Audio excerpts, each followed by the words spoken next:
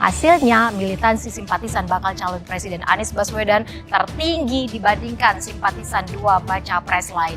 Jumlahnya mencapai 21,4% simpatisan Anies berperan aktif atau militan untuk memenangkan bakal capres mereka.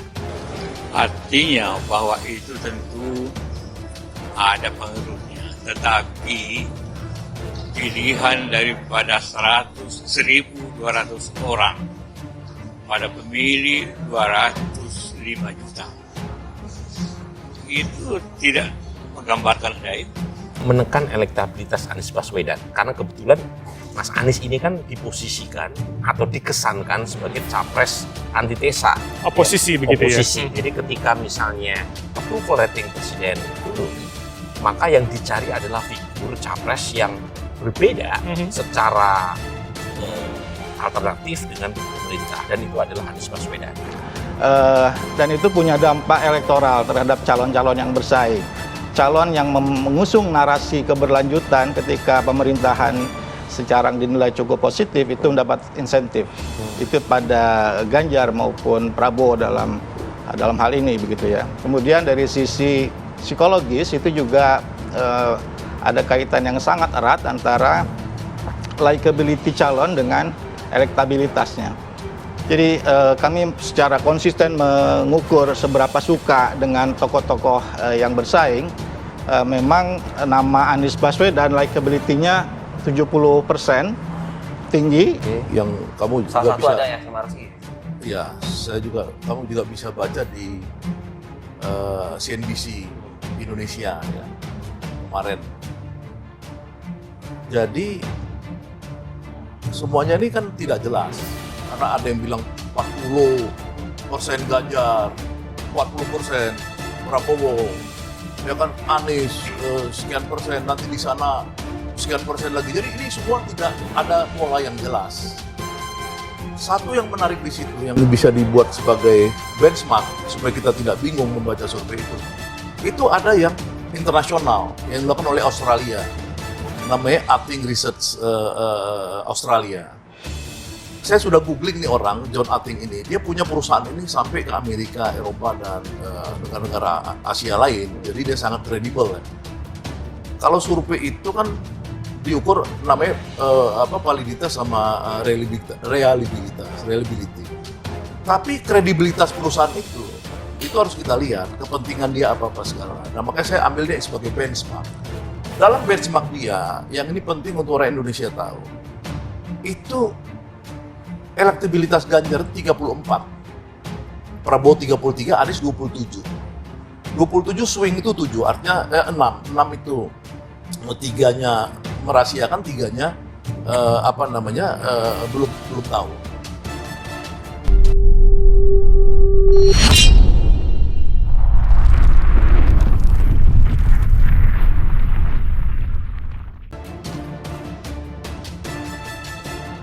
...28 survei terbaru Capres, Anies versus Ganjar versus Prabowo. Berbagai lembaga survei terus merilis hasil sigi mereka terkait elektabilitas bakal calon presiden yang diprediksi turut serta dalam pemilihan umum presiden dan wakil presiden 2024 berikut adalah 28 survei yang dirangkum CNBC Indonesia sejak awal Juli 2023. Lembaga Survei Jakarta LSJ merilis hasil survei terkait elektabilitas bakal calon presiden yang diprediksi turut serta dalam pemilihan umum presiden dan wakil presiden 2024. Ketua Umum Gerindra Prabowo Subianto mendapat suara paling banyak di survei ini. LSJ ini rilis Senin 28 Agustus 2023. Survei dilakukan pada 14 hingga 24 Agustus 2023 di 34 provinsi. Jumlah responden survei sebanyak 1.200 responden. Diperoleh melalui teknik pengambilan sampel secara acak bertahap multi-stage random sampling, margin of error 2,83% dan pada tingkat kepercayaan level of confidence sebesar 95%. Pengumpulan data dilakukan dengan menggunakan teknik wawancara tatap muka oleh tenaga terlatih dalam bantuan atau pedoman kuesioner.